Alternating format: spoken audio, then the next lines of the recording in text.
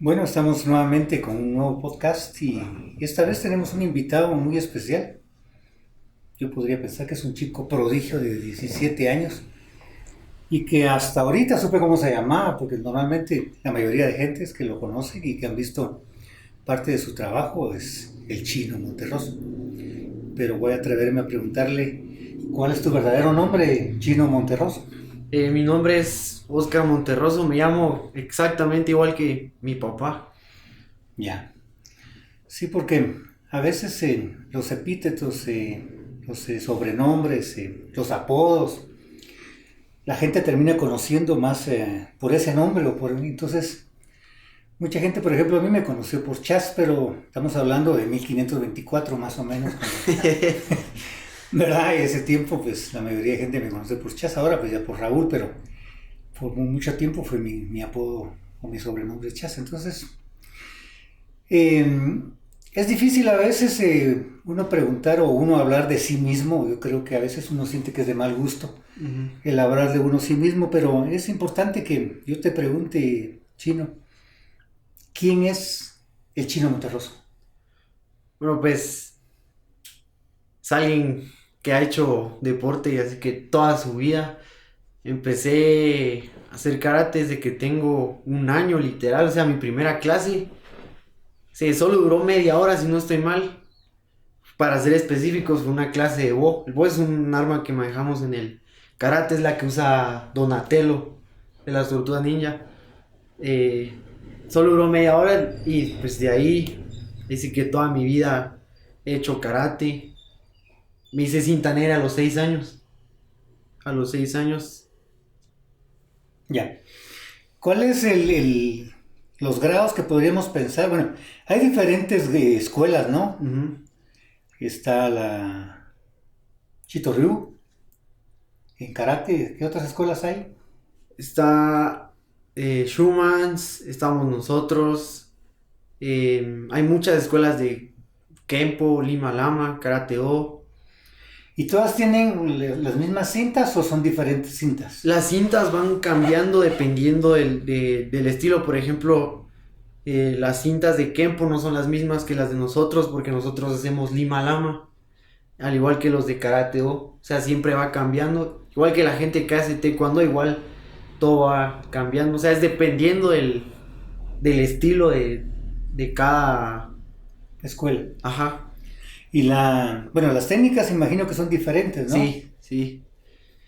Sí, pues voy a regresar otra vez al año de 1524, cuando de repente, pues, uno miraba las escuelas de karate y la que estaba, pues, el famoso Kuto Molina, ¿va? Que es cinta negra, octavo dan, creo que es este señor, y que, pues, creo que también es un orgullo quesalteco que radica en Alemania todo el tiempo y a veces viene.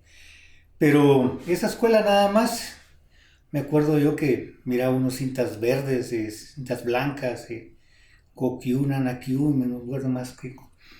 Y uno aspiraba a entrar a las escuelas. Yo por lo menos aspiré a entrar a una escuela de karate. Y la verdad nunca lo logré. Y me volví tal vez peleador callejero, más que con. Me contó mi papá. Pero yo siento que también mucha gente se quedó en eso. Y en ese tiempo las escuelas eran más que todo para defensa personal, para aprender una defensa personal.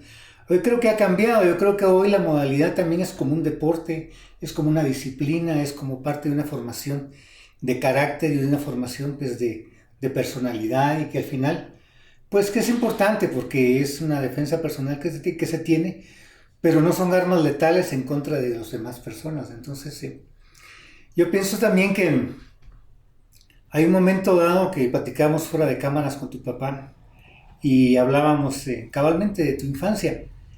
Y me decía él, pues él aprendió a caminar en el, ¿cómo se llama? Tatami. Tatami, más que en el suelo, ¿verdad? Entonces ahí fue donde él percibió y desde pequeño, pues yo creo que también la influencia de los padres a veces ayuda mucho o no ayuda, ¿verdad? Porque, por ejemplo, en el caso de mis hijos, pues a algunos les gustó el fútbol nada más, a mí me apasionó todo el tiempo el fútbol, pero a ellos no, ¿verdad? Entonces, en este caso sí creo que permeó el despertaje de tu padre pero cuéntanos un poco sobre tu infancia. Bueno, pues mi vida. Así que siempre. fue karate, o sea, prácticamente me la pasaba todo el tiempo ahí porque me cuentan ellos que, o sea, yo me dormía en el gimnasio, desayunaba, almorzaba, cenaba en el gimnasio. De hecho, casi la mayoría de mis amigos de la infancia son del karate. Claro, muy pocos siguen llegando hoy en día, pero mi infancia todo el tiempo fue en el karate, karate, karate. Ya. ¿Otras disciplinas o otras actividades deportivas? Pues, aparte del karate, llegué a recibir clases de tenis. Tenía más o menos 8 o 9 años por ahí. Estuvimos un par de meses. eh, Jugué básquetbol en el colegio, fui portero del equipo de mi colegio. Malísimo, pero ahí andaba. Sí. Ya, o sea, pero entonces esa infancia a veces se marca realmente la vida de uno, pues, por ejemplo, en el caso mío, jugador de pelota de la calle, de esos que tocan el timbre salen Sí. corriendo, jugábamos tipaches en el parque, yoyo, trompo, capirucho, o sea, era una infancia diferente, pero en este caso, lo tuyo creo que fue todo el tiempo, fue el karate. Sí.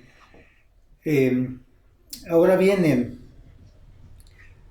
me contaba tu señor padre que no estuviste básicamente en en un colegio o una escuela, sino que en esa modalidad que todavía no existía para, Ujú. oye, es común, ¿no? ¿Cómo se llama? El estudio a través En línea. en línea, ¿no?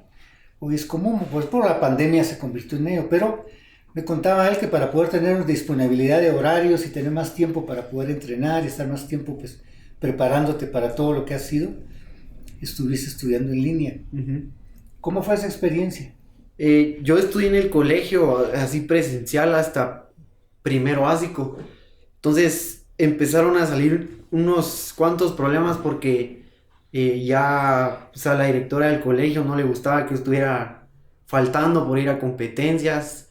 En- Se enojaba mucho con mi papá, que de hecho pues, es su hermana, y entonces obviamente ella iba a querer que todo el tiempo estuviera ahí. Entonces mi papá, bueno, de hecho hablaron con mi mamá y me pasaron a estudiar en línea en el 2017. De hecho, para eso, para seguir viajando y competir, y la idea era entrenar más, tener más competencias, o sea, prácticamente tener casi que todo el tiempo para mi deporte, porque en este colegio no es como los de ahorita de la pandemia que tienen un maestro, tienen horarios. O sea, mi colegio era, si no tenía tiempo para conectarme en la mañana, podía en la tarde, en la noche, o las veces que pueda conectarme en la mañana, podía. Y entonces sí me ayudó muchísimo, porque ya no tenía que estar viendo permiso para salir y viajar o para ir a torneos. Porque hay torneos, por ejemplo, que son de 2 días, que es viernes y sábado. Viernes, entre semana, es día para ir al colegio. Y bueno, sábado obviamente no, pero entonces sí me afectaba porque ya de último al principio sí me daban permiso para competir y todo eso, pero ya después no porque estaba faltando mucho. Entonces por eso fue que me pasaron a estudiar en línea. Por eso es que ahorita en la pandemia ya no, obviamente no me afectó. Lo que sí me afectó fue que ya no iba al gimnasio, ya no tenía con quiénes pelear. Tenía a mi hermano, pero donde entrenábamos era muy pequeño. Eso fue lo único que me afectó. Ya. Y al final entonces tu escolaridad hasta dónde llegó. Eh, en el colegio llegué hasta primero básico y de ahí seguí en línea. O sea, hasta la Pero, fecha. pero ¿tienes un título o se gradúa uno de algo en esa línea, en ese colegio? De hecho, me toca entrar a la universidad. No he entrado todavía. Y ahí sí te interesa entrar a la universidad. Sí. ¿Y qué carrera pensarías Diseño estudiar? gráfico. Me gusta mucho. ¿Sí? O sea, traes una vena artística básicamente y creativa, ¿no? Sí. Es que me llama la atención porque de pequeño me gustaba dibujar mucho y eso, estar haciéndole logos a la gente, dibujar y todo eso me llama muchísimo la atención. Ya. Ok, hay, pensaría yo, ¿qué pasa con tus compañeros que tuviste de colegio? ¿Qué se hicieron? ¿Tienes alguna relación todavía con ellos? Del colegio, tener relación con ellos, bueno, realmente solo con uno. De hecho, llega al karate. Con él estuve más o menos como 3, 4 años en el colegio con él, y él se tuvo que pasar a otro colegio. De ahí ya no lo vi, ya no hablaba con él ni nada. Hasta ahora, el año pasado, me escribió que quería llegar a entrenar. De hecho, él se hizo cinta negra conmigo, éramos pequeños. Y el año pasado me escribió que quería llegar a entrenar. Entonces ahí fue cuando lo volví a ver. Ah, no, son dos. Él y uno. Es que yo estoy en el Beehive. Entonces es él y un amigo del Beehive que justamente los dos regresaron al mismo tiempo. Y los dos hicieron karate conmigo de pequeños. ¿Pero continúan ellos con el karate? Sí, los dos. Pero no al nivel en que estás tú. Uno es cinta negra y el otro es cinta morada, azul. Ah, no, café. Sí. Ahora explícame, ¿cómo son los colores en las cintas? ¿Cómo se va obteniendo cada cinta y cada color? ¿Cómo se van obteniendo? Pues nuestros exámenes son cada 3 meses. El orden es blanca, sin contar los grados. Es blanca, amarilla, naranja, morada, azul, verde, café, roja y negra. Se escucha muy corto. De hecho, la gente cuando llega al gimnasio, ellos piensan... en un año me hago cinta negra, de aquí al otro año, pero realmente son alrededor de 5 o 6 años para llegar a cinta negra. ¿Pero es por tiempo o por capacidad o por qué es que va uno ascendiendo cada cinta? Claro, es más que todo por el nivel, porque, o sea, obviamente cuando uno es blanca no le van a enseñar todas las técnicas de karate, entonces solo, por ejemplo... yo voy a pasar a mi examen de cinta amarilla, solo me enseñan, por decirlo así, 3 técnicas. Y obviamente 3 técnicas son poco. Entonces, en teoría, para el nivel de mi cinta, yo ya lo sé todo, o sea, para el nivel de cinta amarilla. Entonces pasan estos 3 meses de entrenamientos y todo eso, y ya me toca pasar a lo siguiente, que sería cinta naranja. Obviamente ya me enseñan más técnicas. Las presento en el examen y todo, entonces ya me las cambian así hasta llegar a cinta negra. Ya, y lo que son, ahorita que me hablabas al principio del BOP, lo que son este tipo de armas ¿estas son opcionales o son parte de las cintas? Estas realmente no es que sean parte de las cintas, sí son opcionales, porque es que nosotros tenemos varias formas de trabajar el karate. A mucha gente no le gusta pelear, entonces ellos lo que hacen es hacer kata, que es lo que usted ve en las películas, los movimientos que se ponen a hacer en esos campos de grama. Ajá. La gente que sale sin camisa haciendo un montón de movimientos de karate así, eso es kata. La gente que le gusta pelear, pues hace pelea. Y la gente que no le gusta hacer kata tradicional, hace o extrema o con armas. Que tenemos el bo, que es muchos la conocen como bastón o incluso el palo de madera. Uh-huh. Los chacos, uh-huh. Las camas, que es como ver un hacha, solo que no tan grande. Y es solo bo, chacos y camas. Hay una que parece como tenedor. El sai, sí. Cuando voy a regresar a 1524 otra vez con 1524 y aparecieron las películas de Bruce Lee, ¿verdad? Okay. Ajá. Entonces miraban a Bruce Lee con ese su famoso pants amarillo que tenía, uh-huh. Que parecía Teletubby. Y de repente vio que sacó un arma y Ajá. Hijo, me quedé viendo y tratando de analizar qué era, ¿va? Al final logré entender, ¿va?, que eran los chacos. Uh-huh. Y vine yo y diseñé unos mis chacos hechos de inflador de bicicleta, ¿va? Unos de metal con una cadena. Entonces empecé a ensayar y todo. Me calambré varias veces porque tenía un pie. Pero llegué a dominar realmente los chacos, y en ese tiempo la mara no conocía qué era eso, ¿va? Entonces incluso tuvimos un altercado con una agente de seguridad con uno de los chacos. Y entonces él decía, es que sacó unas varitas que se hacían grandotas y se hacían chiquitas, ¿no? Porque él solo miraba que salían. Y entonces, pero era realmente en ese tiempo, lo más que uno podía ver en las armas y todo era, y el camino a seguir, el hilo uno que tenía era como se llama, Bruce Lee. Después ya vino Jackie Chan, ya vino todos estos personajes. Me acuerdo inclusive que en el cine Kadore, que existía el cine Kadore, las películas que pasaban de karate, ¿va? Entonces se dejaban venir camiones completos de gente de Almolonga, ¿va? Venían con camiones y llegaban al cine y se bajaban a ver las películas. Y entonces de repente empezaron a invadir los doyos, ¿va? Empezaron a inscribirse.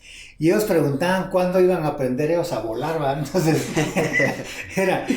se reían ¿cómo se llaman? Los senseis de cómo se llama de esto, que pues la mara pensaba que era de volar. Miraban las licas chinas, ¿va? Entonces pensaban que era de volar. Pero voy a regresar un poco a hablar sobre tus experiencias en viajes, ¿en qué torneos has estado, afuera de nuestras fronteras guatemaltecas, dónde has estado, para que no te conozcan un poco más en ese sentido? Aquí en Guatemala he estado en muchísimos torneos, tal vez de pequeño el torneo más grande, al que iba hablando de nivel, porque venía mucha gente de Estados Unidos, México, de todos lados, era el Mayan Challenge, que tengo entendido que era el torneo más grande del país y de Latinoamérica, se podría decir, que de hecho hoy en día pues se hace en Estados Unidos. Yo no tengo muchos recuerdos de ese torneo, pero lo que sí recuerdo es que hice muchas exhibiciones con mi papá, con mis hermanos. Me gustaba mucho porque, o sea, yo salía con mi bo y la exhibición se trataba de que llegaba alguien a molestarme o a quererme robar, y entonces ahí entraba mi papá en acción a hacer su exhibición de defensa personal. Ya con el tiempo, ya más grande, hablando tal vez tenía unos 10, 11 años, empecé a ir a una liga que se llama ESA, que pues yo pienso que ahí fue de donde me formé hablando de competencias, que en la primera fecha tal vez teníamos un año completo de no competir. Llegué y sí me sentía muy nervioso porque, o sea, se me había olvidado. Yo dejé de competir muy pequeño, entonces esos nervios de las competencias, la presión de la gente viendo, lo volví a sentir, y al principio me asusté, no controlaba mis nervios. Cuando me llamaron para pelear, le volé la cabeza al primer niño. Ajá. Y pues así iba, pelea tras pelea, y quedé en primer lugar. Esa liga era por fechas. Entonces, digamos, usted iba haciendo puntos por cada torneo que llevaba, por decirlo así.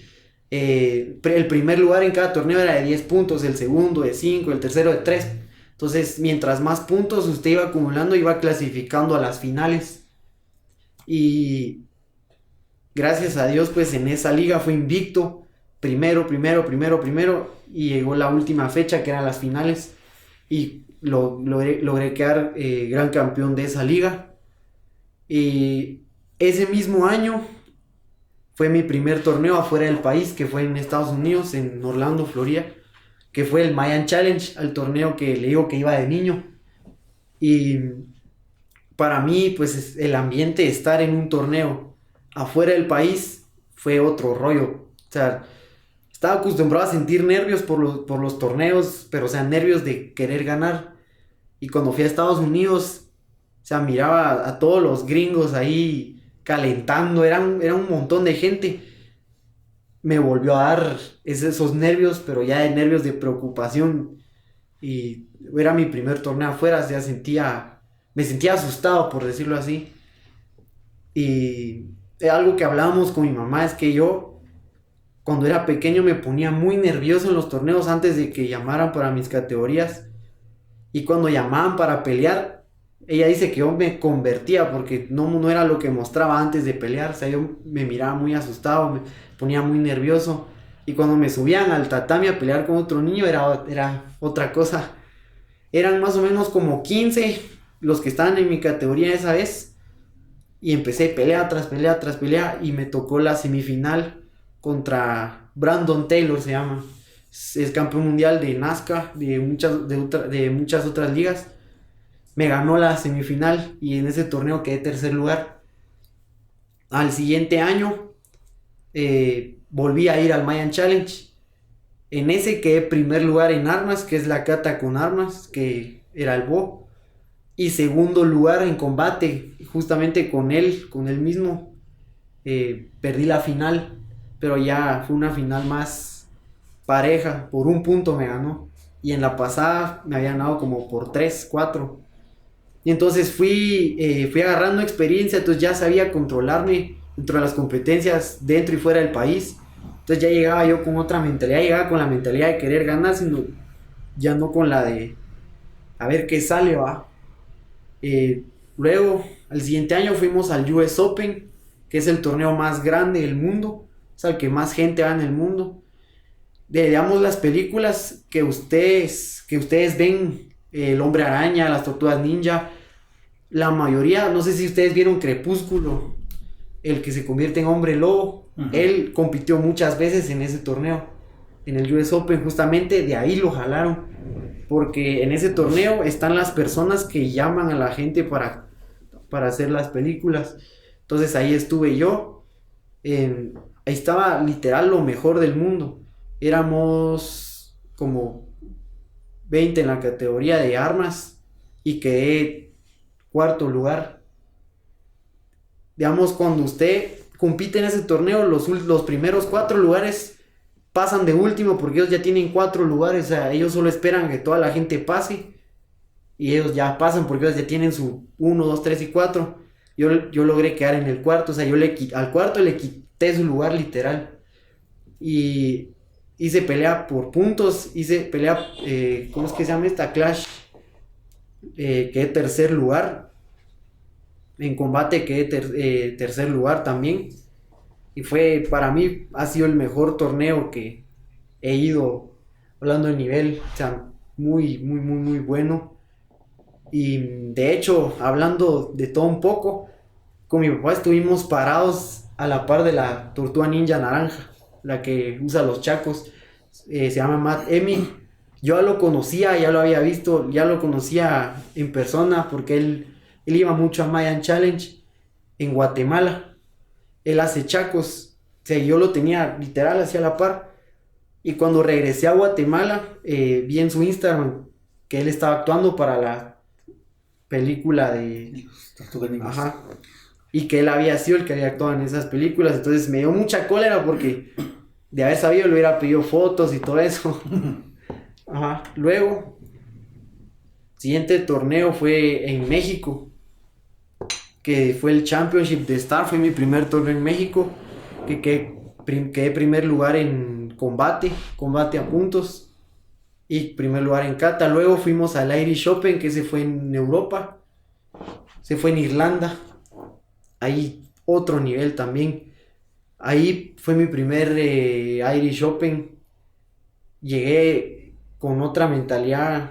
Cuando regresé de Europa, o sea, el nivel que tienen los europeos para pelear también es muy bueno. En ese torneo, en mi categoría habían 84 peleadores. Logré ganar 2 y en la tercera me sacó un amigo mexicano.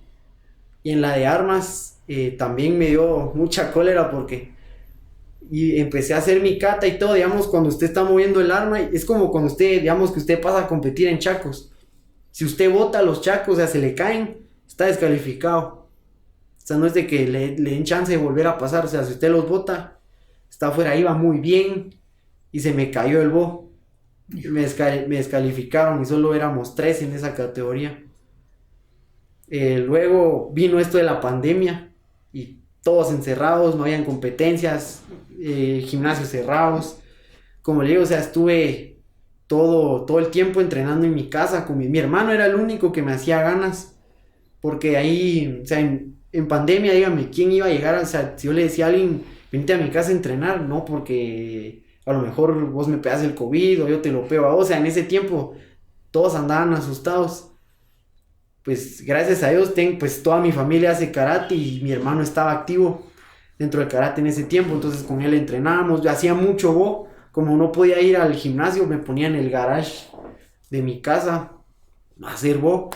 y me salió un campeonato mundial en línea, que es el de Next Round, que pues quedé primer lugar en ese torneo, en ese, y quedé gran campeón. O sea, se podría decir que tengo 2 títulos mundiales de Next Round. Terminando la pandemia, hablando de competencias, mi primer torneo después de mucho tiempo fue Copa Quetzal, que fue hace un mes, 2 meses, que quedé primer lugar en armas, y en la de combate me eliminaron en la segunda ronda, porque algo que sí nos afectó en la competencia esa vez, o sea, uno está acostumbrado a entrenar sin la mascarilla, o sea, sin la mascarilla. Entonces ese día nos dijeron que teníamos que pelear con mascarilla, y como no estábamos acostumbrados a tener menos aire, porque, o sea, eso de que le pongan la mascarilla a uno es que le quiten mucho aire, o sea, es horrible. Y me empecé a cansar y me empecé a marear así feo. Claro, yo seguía echando penca, ¿va? Pero en una de esas, o sea, estaba mareado y los dos chocamos y me pegaron un codazo en el ojo. O sea, yo ya estaba mareado y encima del cuentazo me marearon más, entonces me caí y sentía, yo solo miraba así borroso, me preguntaban, ¿te duele? Obviamente sí me dolía, que cómo me sentía, yo no podía ni respirar, o sea, yo sentía que ahí me iba a quedar, o sea, no respiraba, no me entraba aire, ya me habían quitado la mascarilla y seguía así. Entonces me eliminaron en la segunda ronda. Ese mismo mes me tocó ir a México. De hecho, ayer regresé de México en el torneo pues más grande del año en Latinoamérica, que se llama el Torneo Aztecas, que lo organiza el mejor peleador de Latinoamérica, que es Héctor Solori, es mexicano. En ese torneo también fue de mis mejores experiencias, como le contaba a mi hermano hoy, tal vez es el mejor torneo en el que yo he competido, en el que mejor he realizado mis actividades, tal vez este ha sido el mejor. En esa categoría, en la de combate, es por peso, habían 30 peleadores, en esa categoría estaba lo mejor de México, estaban los alumnos de Héctor Solori, que es el mejor peleador de Latinoamérica, que son su gimnasio se llama Aztecas, estaban casi que todos los de Aztecas, había unos chicos que se llama de la Academia Kusanku, que también son muy buenos, gente con la que yo había entrenado, que también muy buena, gente de Guatemala, que incluso muy buena, o sea, lo mejor estaba en esa categoría, claro, hablando de juniors, porque en adultos ya es también otra cosa. Y yo solo vi cómo empezaron a sacar a la gente de Guate de la categoría, la empezaron a sacar y a sacar, les estaban ganando a todos. Y yo fui la segunda pelea, yo los vi pelear a todos y dije, aquí va a estar cardíaca la cosa, ¿verdad? Porque vi pelear al primero, muy bueno. Yo iba en la segunda pelea, lo que no quería era que me vieran pelear, porque mucha gente es muy inteligente y cuando pasa uno a pelear antes que ellos, lo miran. Entonces ya cuando uno se enfrenta a ellos, ya tienen como que estudiar la pelea de uno. Entonces ya se complica más la cosa. Gané la primera pelea. Como éramos muchos, hacía la primera pelea y esperaba como 15 minutos para volver a pelear, si no es que más. Y la segunda pelea también la gané. Sí, la gente iba saliendo y saliendo, pero en ese torneo en mi categoría sacaron a todos los de Guate y yo me quedé.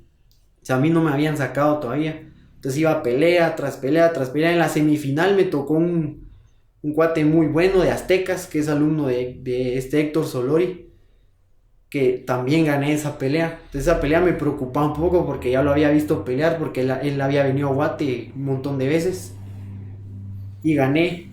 Luego vi la final, que estaba peleando Diego Teposteco, que es un amigazo, un brother mío, y un cuate llamado Juan, que en su tiempo fue el mejor junior de México, y si no es que lo mejor que hay en adultos en México. Entonces me dijeron, sí, que vas en la final con Juan, y él es muy bueno, que él hace esto, y le ha ganado a tales personas, que es muy grande.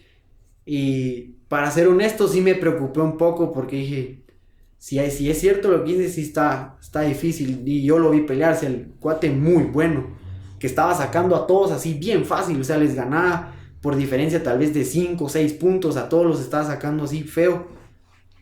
Y mi coach de México, que se llama Iván Luna, me dijo cómo tenía que pelear con él, me dijo, hace esto, movete aquí, pegale acá. y empieza la pelea, 2 minutos. Empezamos así, un punto, y llegamos a estar empates. Y yo dije, no, yo aquí no me voy si no llevo un primer lugar. Y pues saqué todo, yo no aguantaba, les estaba mostrando los videos a mi mamá y a mi hermano. Hay un punto donde yo me agarro las piernas porque ya no tenía aire. Pero yo decía, de aquí no me voy si no le gano, ¿va? Y le terminé ganando por 4 puntos. Y quedé primer lugar en el torneo azteca. En mi categoría de combate, en la de armas, en la de armas adultos quedé segundo lugar. Y en la de gran campeón quedé tercer lugar. Fue para mí el mejor torneo del año y creo que así va a ser el mejor torneo del año. Luego de hecho fui al Panamericano que fue en Querétaro. En la de combate quedé segundo lugar. En la de armas quedé primer lugar en mi categoría. Es que, digamos, le explico. Dividen las categorías por edades. Cada primer lugar de cada categoría, o sea, cada primer lugar de las categorías, hacen una categoría de puros primeros lugares y de ahí sacan al gran campeón. Entonces, digamos, si usted gana su categoría y el gran campeón tendría 2 títulos panamericanos. Y para cerrar el viaje, tuve torneo no recuerdo la ciudad, pero el torneo se llamaba Impacto Águila. También muy buen torneo, había mucho nivel. Ahí pues lamentablemente fui eliminado a la segunda ronda también. Y en armas también pues quedé primer lugar en mi categoría, primer lugar en adultos y gran campeón en mi categoría de la de mi edad. Y en la de gran campeón de adultos quedé segundo lugar. Pero sí, este viaje creo que fue muy, muy bueno, me gustó mucho, más que todo, no por mis amigos, sino más que todo por las competencias. El nivel de allá está muy fuerte. Y pues competencias este año, pues hasta esas llevo. Pues hablando de las competencias, ahorita que gané el Panamericano de Querétaro, pues quedé clasificado para el Mundial que va a ser en Dublín, en Irlanda, que va a ser en noviembre, que es donde va pues lo mejor del mundo también. Pues ahí voy a estar compitiendo también. Este es en noviembre. Sí, en noviembre. Ok, tal vez sería importante que mencionaras el lugar donde tú estás, porque de repente se va a crear una expectativa de que mucha gente va a querer llegar al gimnasio. Entonces, ¿cómo pueden hacer ellos para llegar o para seguirte o para estar atentos, pues tanto a tus logros como también para que en un momento dado ellos se puedan adherir a un proyecto como este? No, si la gente quisiera llegar al gimnasio a entrenar con nosotros, pues me pueden escribir a mí, me pueden contactar. Yo estoy en Instagram como yin.chino y en Facebook como Oscar Monterroso. Ah, perfecto. Y ahí publico cada competencia a la que voy, mis entrenamientos. Y de hecho a veces hasta hago invitaciones para que la gente llegue a entrenar conmigo. Platicaba sobre todo ese campeonato que recién regresaste ayer de México. Pero hay algo que me llama a mí la atención, y tal vez voy a ser indiscreto. Estos viajes y todo lo que son viáticos y lo que son viajes, permisos y todo, ¿cómo se consiguen? ¿O son particulares? ¿O corre uno por sus cuentas, por sus propios medios? ¿O hay un fondo o hay alguien que apoya en ese sentido? En estos torneos de México, de hecho estoy en un equipo que se llama NMAC, que es canadiense, que está dirigido por el coach y sensei Michael Paliti. Él en el último torneo que fui, que fue el de Impacto Águila, él me pagó todas mis categorías, mis competencias, él las pagó todas. En el torneo de Aztecas me las patrocinó Héctor Solori. En el Panamericano tuve el apoyo del sensei Moralitos, que él es de aquí de Guate. Íbamos como selección a ese torneo. Y cuando no me apoyan, no me apoyan hablando de patrocinios, siempre me apoya mi papá en todo. Mi papá, mi hermano y así. Correcto. Entonces, continúame contando, antes de que te interrumpiera, las experiencias que has tenido, pues me hablabas realmente del regreso de México, pero yo te interrumpí, entonces cuéntame. Pero pues sí fue, tal vez ha sido el mejor viaje que he tenido. Empezando con que es mi país favorito, segundo, ahí vive mi novia y pues el nivel ahí muy bueno. Tengo muchos amigos ahí, entonces la convivencia ahí pues fue muy buena y sí me gustó mucho. Ya. Con el tema de los permisos de visas y todo, ¿no has tenido problemas? Pues gracias a Dios no he tenido ningún problema. La visa norteamericana, igual que la visa mexicana, no has tenido ningún problema con No, de ella. hecho, cuando viajé a México no hubo ningún problema porque ya tenía la visa para entrar a Estados Unidos. Y como con esa se puede entrar a México, entonces no tuve ningún problema. Ya. Pues otra pregunta que tal vez es indiscreta es, ¿hay federaciones o hay a través del Ministerio de Cultura y Deportes o a través hay un apoyo o hay reconocimientos por tu labor, por tu trabajo o no? Aquí en el estilo que nosotros trabajamos, bueno, tal vez no en el estilo, sino en el tipo de karate, se podría decir que es el sport karate. Ahí no hay federaciones de nada. Donde sí hay es en el taekwondo, creo, y en el judo, pero solo en eso. De ahí es lo que nosotros hacemos, pues nada, no estamos federados, por decirlo así.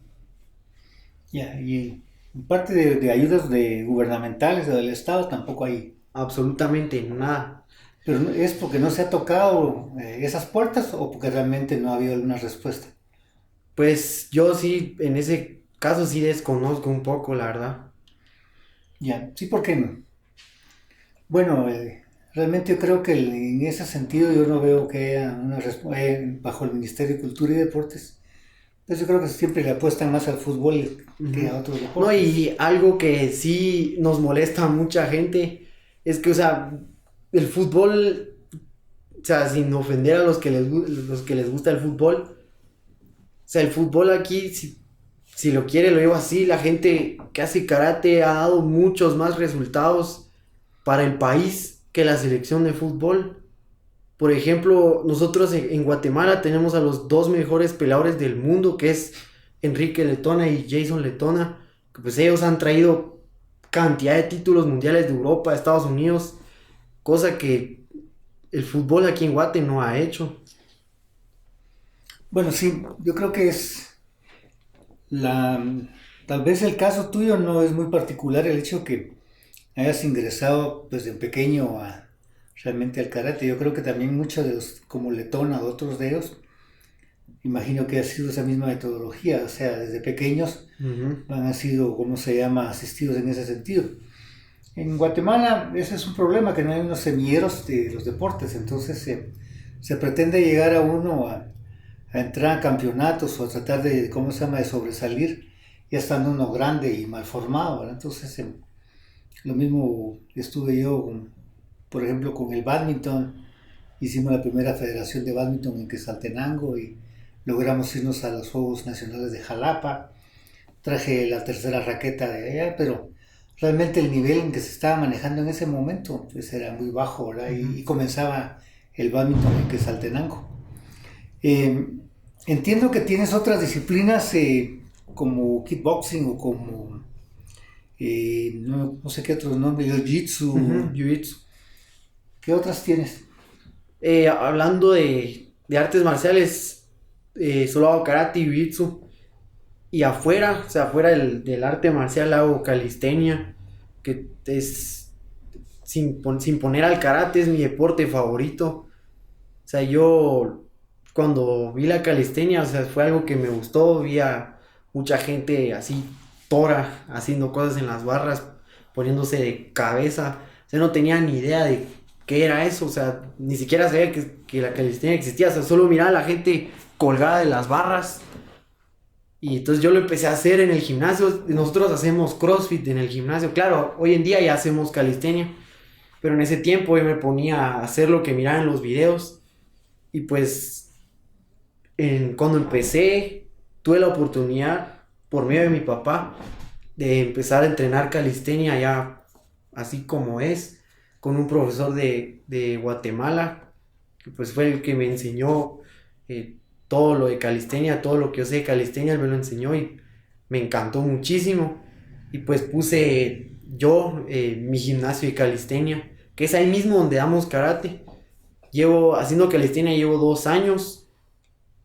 Eso que ustedes ven de la gente dando giros en las barras, o sea, calistenia no solo es de que hacemos tantas dominadas, despechadas, sino también hay una rama de la calistenia que se llama freestyle, que es donde hacen trucos y giros y ese tipo de acrobacias en las barras. También puedo hacer eso. Llevo, sí, 2 años haciendo calistenia. Y hago kickboxing. Kickboxing y boxeo, obviamente, porque o sea, el boxeo es solo manos y kickboxing ya es pues pateando. Que siempre, o sea, todo lo que sé de pelea, todo, me lo ha enseñado mi papá. Que hablando del boxeo, del kickboxing, es una eminencia. Yo aquí en Guatemala no he visto a alguien que boxee como mi papá. No es porque sea mi papá, pero o sea, no he visto a alguien que boxee como él, incluso hablando del karate. O sea, las técnicas que él hace, la forma en la que él hace, me gusta muchísimo también. Ya. Hay hay una alimentación especial, hay un cuidado sobre eso.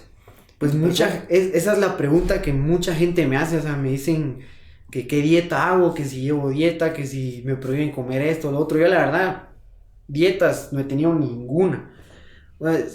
Tuve una, pero no fue por ponerme marcado o porque querer subir o bajar de peso. Fue por pura necesidad, porque, o sea, en mi categoría iba a ir al Irish Open, que fue en Irlanda. Para el peso que yo tenía, si iba con ese peso a Europa, me iban a tocar con unos alienígenas. Entonces el sensei Letona me dijo que bajara de peso, que tenía que bajar de peso si quería pelear con gente de mi tamaño. Estuve un mes completo. De cuenta, o sea, imagínense, mi desayuno eran huevos, cereal, panqueques, café, jugo. De pasar a eso, a un huevo duro con frijol diario, o sea, fue horrible. Pero solo esa vez ha sido la única dieta que he llevado. Pero no, nunca he llevado ninguna dieta. Ya. Y tú pero por ejemplo, horas de sueño. Pues para ser honestos, en las horas de sueño sí fallo un poco. Porque me empecé a desvelar un poco, entonces ya después el cuerpo se acostumbró. Y ya cuando yo me quería dormir temprano ya me costaba bastante. Pero sí he tratado la forma de cumplir con las horas de sueño, porque mucha gente me dice, o sea, vos para lo que entrenás deberías de dormir tanto y así. Mira, hay nuevos proyectos, creo yo, que en tu vida, pero creo que algo que es muy importante fue realmente haber tenido un padre que te llevó a inspirarte, ¿no? Sí. Un padre que en su momento yo lo conocí, un padre que llegó a mi vida también, un padre que yo no tuve padre porque pues, se divorció mi madre de muy temprano de él y muere mi padre y yo me quedo sin padre a la edad de 12 años. Entonces mi figura paterna yo la impulsé mucho sobre todo y llega Óscar Monterroso Chiqui a mi vida y pues era como un hijo para mí, o es. Y me acuerdo que en el patio de atrás un día hicimos unas grabaciones con la música. Dun, dun, dun, dun, dun, dun, dun, dun. Turu, turu, turu, turu, turu, turu, turu, turu, turu. Estaba jugando béisbol. Entonces estuvimos jugando béisbol, hicimos unas grabaciones que lamentablemente con el tiempo se rompió la cinta, pero me hubiera gustado sacarla ahora porque realmente en el patio de atrás estuvo jugando él con mis hijos y todo, y Chiqui era un hijo más para mí, pues. Yo creo que te tenés que sentir orgulloso de ese padre que tenés. Sí. Porque es un padre que te ha dado la inspiración, es un padre que quizás ha dejado de comer y ha dejado de gastar y de comprar algunas cosas para que tú puedas tener ese sueño de ser un campeón como lo eres. Sí, la verdad es que sin eso sí me siento muy orgulloso porque, o sea, mi papá es una persona que yo admiro mucho. O sea, me ha enseñado casi, bueno, todo lo que yo sé. Pero lo más importante es que me ha enseñado a no tener miedo. A no... O sea, él me decía una vez yo haciendo cosas que no tenía que hacer. O sea, me decía, ¿qué vas a hacer el día que uno esté? O sea, ¿quién te va a poner en tu lugar? O sea, hacer las cosas bien, dale gracias a Dios que soy yo, que no es un policía, que no es un marero el que te está poniendo en tu lugar, me decía. Sí, mi papá, o sea, hace unos días hablé con él y estoy muy agradecido por todo lo que ha hecho en mi vida. Porque gracias a él estoy donde estoy hoy. Hemos chocado muchas veces, como ustedes no se imaginan, pero si no hago cosas malas es por él. Y solo me queda decirle gracias y que lo amo con todo mi corazón. ¿Qué podrías decirle a las personas que están viendo de edades y todo, a los jóvenes, para motivarlos, para mostrarles que a veces no es necesario salir desnudo en un TikTok moviendo las piernas, cuando se puede tener un mejor concepto de sí mismo, una mejor apreciación de sí mismo, y no denigrarse para sentirse que tiene muchos amiguis y que tiene el TikTok, que tiene seguidores? ¿Qué podrías tú decirles? Pues, o sea, que hagan algo positivo en su vida, porque estarse grabando ahí no los lleva a ningún lado. O sea, así como es. Y yo a toda la gente, en especial a la gente de mi edad, sí les recomendaría mucho que hicieran deporte, pero en especial el karate. El karate le da mucha disciplina, o sea, le gira la vida por completo. O sea, mi papá ha tenido muchos alumnos que llegan así perdidos, o sea, ha tenido, como por decirlo así, llegó una vez un alumno literal perdido que se metía cosas y de todo, y pues mi papá lo cambió por completo. Y siento que sí, pues el karate sí nos ayuda. O sea, no solo para enseñarnos a... O sea, no solo nos enseña a defendernos, sino, o sea, nos cambia literal todo en la vida. Todo, desde la casa, pues ya hasta ya lo que es en el gimnasio, ¿va? Ya. Un proyecto que lamentablemente no logramos hacer con tu papá fue, y que de voluntario me lo ofreció el tiempo que estuve yo en la municipalidad, y era el de, pues con el tema de la policía municipal de tránsito, de la policía, pues tener en cierta forma, lo mínimo para que ellos pudieran también defenderse, ¿no? Porque muchas veces han sido agredidos. Y tener realmente, pues, una de las experiencias que yo entendí de él y que pues me enorgulleció mucho, fue que él fue parte de, creo que fue custodia de personajes que vinieron a Quetzaltenango, como el Papa y algunas otras personas, donde él tuvo que ver realmente parte de la seguridad y la estrategia. Yo no sé qué tanto sabes tú de mí por la relación que he tenido con Chiqui, con tu papá, pero podría ser yo tu abuelo, ¿no? Sí. Y decirte que me siento orgulloso. Decirte que me siento orgulloso de tu padre, orgulloso de tu trabajo, y yo espero realmente que ese proyecto, que hasta no sé si es por tu novia que le van a poner Bajo la Luna, pero yo también tengo que ver con la luna, entonces me siento orgulloso. Contanos qué va a pasar con ese proyecto. Pues hablando, o sea, vamos en orden. cuando veníamos para acá, mi papá venía hablando de usted, que hubo un tiempo donde mi papá no, o sea, no tenía nada, o sea, fueron tiempos muy duros para él, y que en ese tiempo, pues, como usted lo comentaba, mi papá no, o sea, lamentablemente, pues, perdió a su papá muy corta edad, y que usted llenaba ese espacio, que usted era como su papá, la persona que lo llevó a guiar a él, me venía hablando de eso, que lo admira mucho a usted y que para él eso era como muy importante, o sea, era como que importante venir hoy, como para mostrarle a usted que no fue de balde todas las pláticas que tuvieron, o sea, como para venirle a mostrar todo lo que él ha hecho, man, desde que venía de Wiro hasta lo que ha logrado hoy en día con el gimnasio,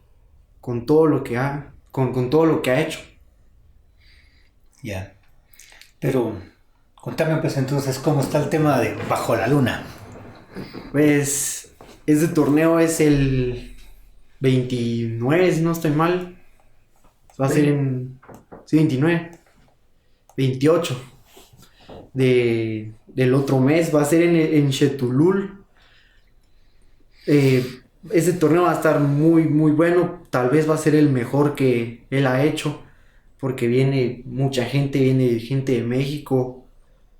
Gente, obviamente, pues de Guatemala. Y pues yo, para apoyarlo, también tenía planeado invitar a un par de amigos, pues, extra que conozco, mexicanos, para que vengan y pues para que se arme algo bien chilero en ese torneo.